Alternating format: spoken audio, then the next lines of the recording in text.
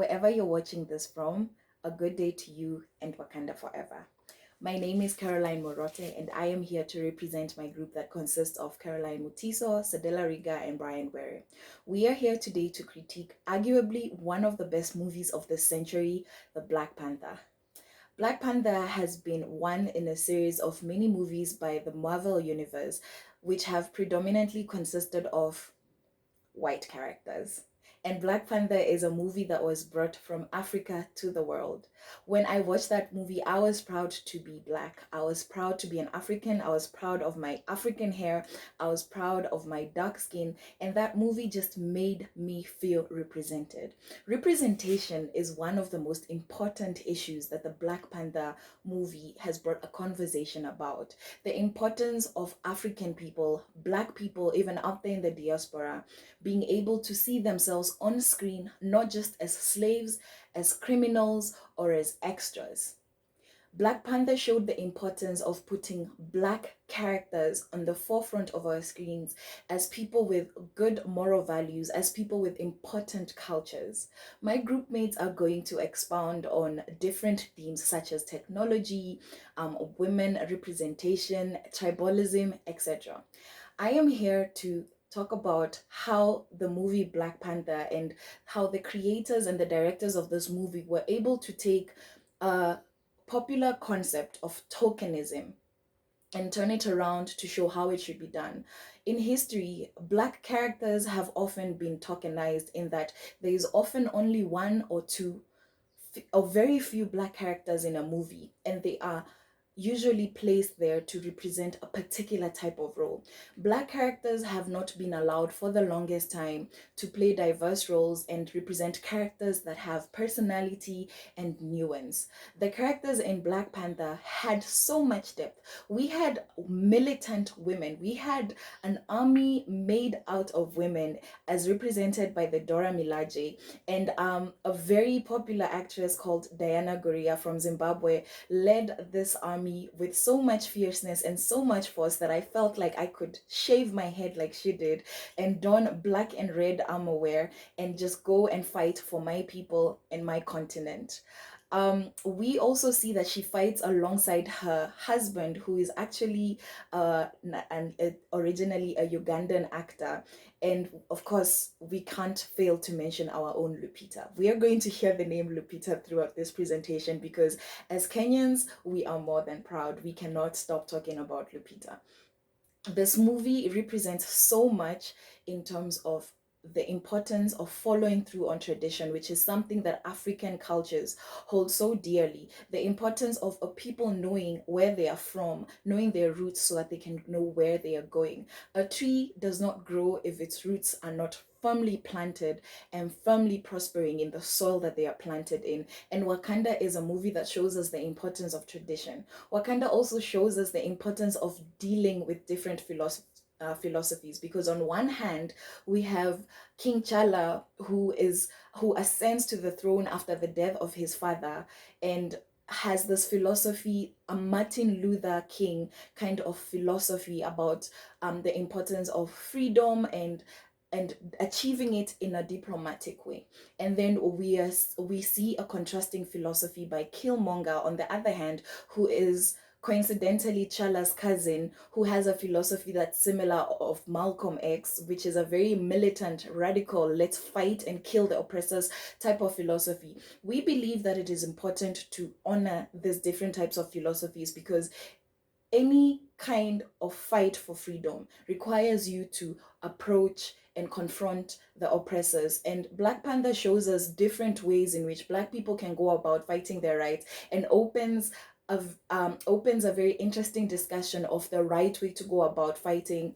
And at the end of the day, what is important to me is that we fight in the first place. It doesn't really matter how we fight as long as the freedom is earned. And I am so honored and so proud to talk about this movie. I am so honored to have been a part of a generation that watched this movie, because now my children have a black superhero and black superheroes to look up to, whether boys and girls. They no longer have to wear Superman and Spider-Man clothes. As much as we love those characters, they have people to represent them that look like the color of their skin. And with that, I would like to thank you and pass it on to my colleague, Caroline Mutis. Good morning, everyone. My name is Caroline Mutiso, a member of Group 2, which also constitutes Brian Were, Sidela Riga, and Caroline Morote. In our group, we decided to critique the movie Black Panther, popularly known as Wakanda. In Black Panther, we see several themes that came up, such as tradition, Pan-Africanism, and role of African women, especially in the whole African context. And the reason why we decided to go with this movie first is our very own Lupita Nyong'o is part of the cast, and also the very famous Chadwick Boseman, who recently passed away because of cancer. And this left the whole world in shock, as no one knew that he slowly battled with this disease. And it was quite shocking that social media, when he posted a photo of himself, he had really lost weight and he looked sick, but people being on social media made fun of it and said, why has he lost weight, he looks bad, what's going on with him, is he depressed, and such things. And this even made him take down the post and just take a break from social media. And when he passed away, everyone was shocked because no one knew that he was sick. And what is even shocking is that when they were shooting Black Panther in 2016, he was sick. And we also saw that the budget for this movie was 200 million, but in the box office, it broke all the records by bringing in about 1.344 billion, which is really good. And the producers of this movie are Marvel Studios, who are also known to produce several other movies in the Marvel line, such as Thor, Infinity War, and more others. And in Black Panther, I'll be discussing two themes, which are tradition and Pan-Africanism.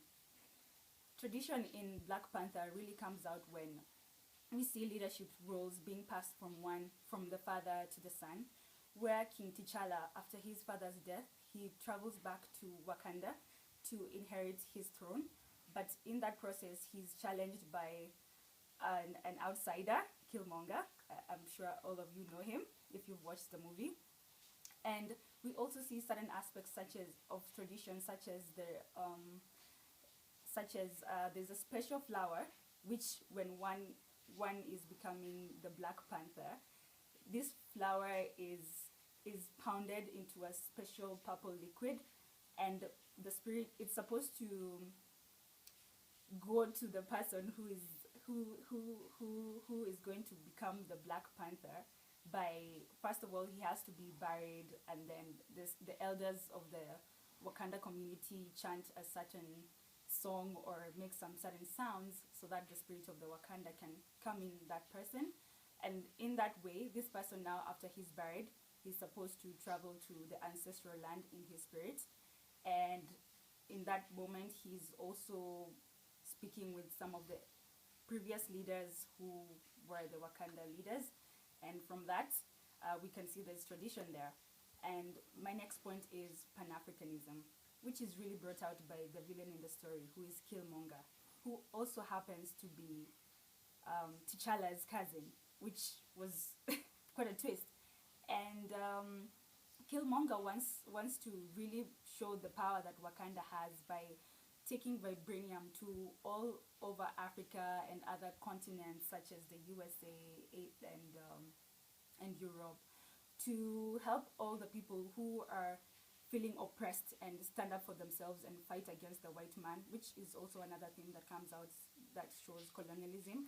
And Killmonger wants to help other African people stand up for themselves and fight for themselves by giving them vibranium and guns and all of that. And I think this was a really great movie, and I think everyone can say that they were completely blown away when they watched it.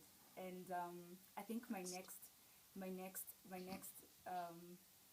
group member will also discuss some other great themes that came out, and her name is Sidela Riga, and she can take the floor.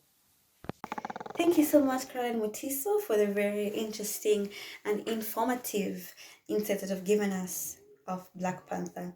I will be talking about women empowerment and technology as seen through the movie Black Panther.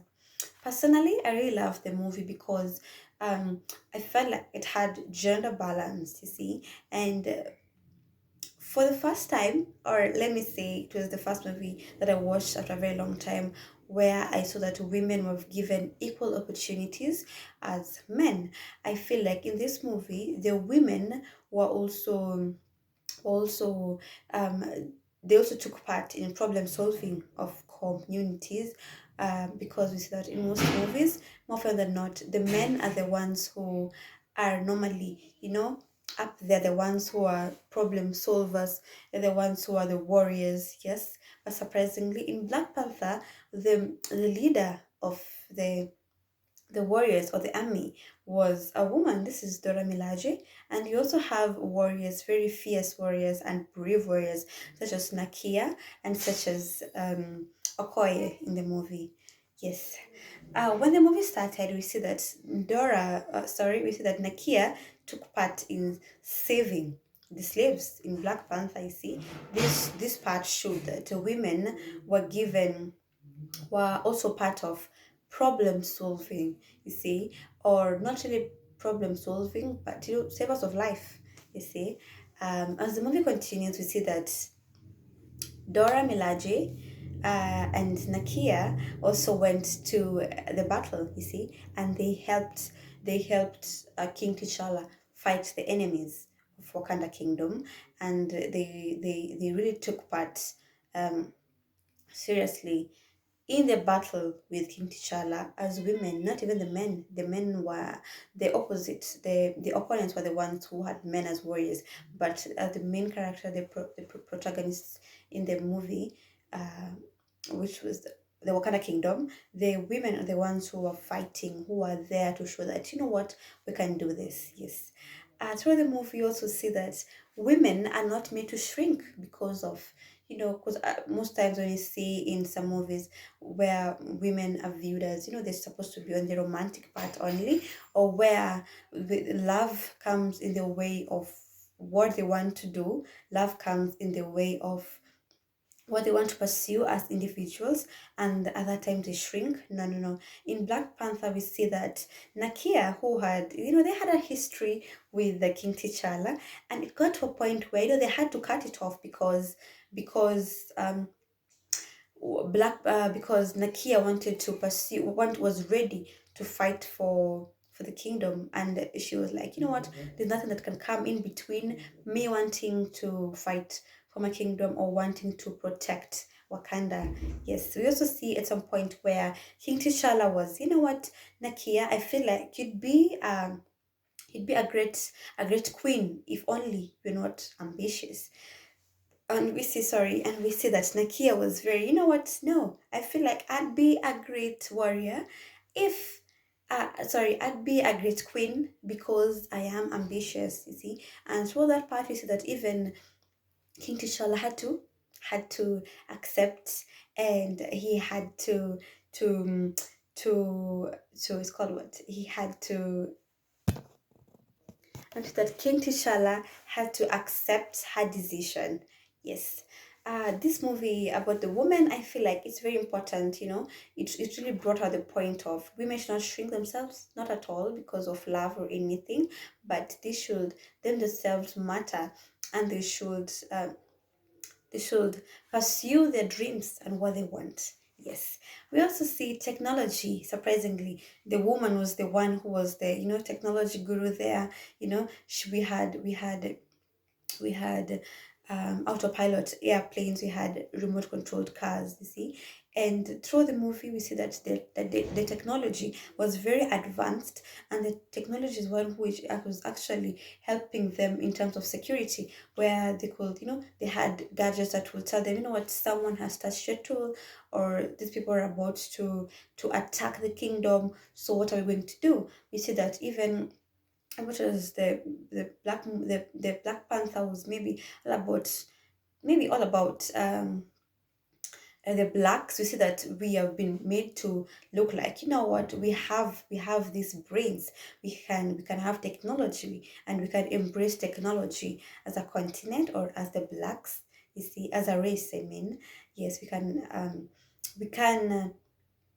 we can embrace technology because technology really really had a very big impact on how they related with people or how they protected themselves with the enemies. Thank you so much. I'll pass it on to Brian Were, who is going to give us his thoughts about Black Panther. Thank you. Thank you, Sadela. Indeed, I can say the Black Panther is a great movie and it meant a lot to me. Not just because it's a movie that has blacks in it, not just because it has one of our own, Lupita, but because there are lots of lessons to learn. Take, for example, what will Africa be without the first world, third world kind of rhetoric? How far will we have gone? How many hurdles will we have overcome as a continent if only we remained true to one another, if only remained united to one another? Another thing that we see is the need for us as Kenyans not only to remain united, but we have been at a point in time where we were divided along ethnic lines. Now it shows us what if we were to come together and stand as one? How many things will we achieve together if only we remain united? If only we stop the interclan and the intertribal kind of wars that has been existing in Kenya before. Wakanda's rich attribute is found in the five tribes and the way they rely on one another to maintain cooperation and peace throughout the field. Wakanda forever, as they say. The Black Panther shows that we can have an Africa without violence.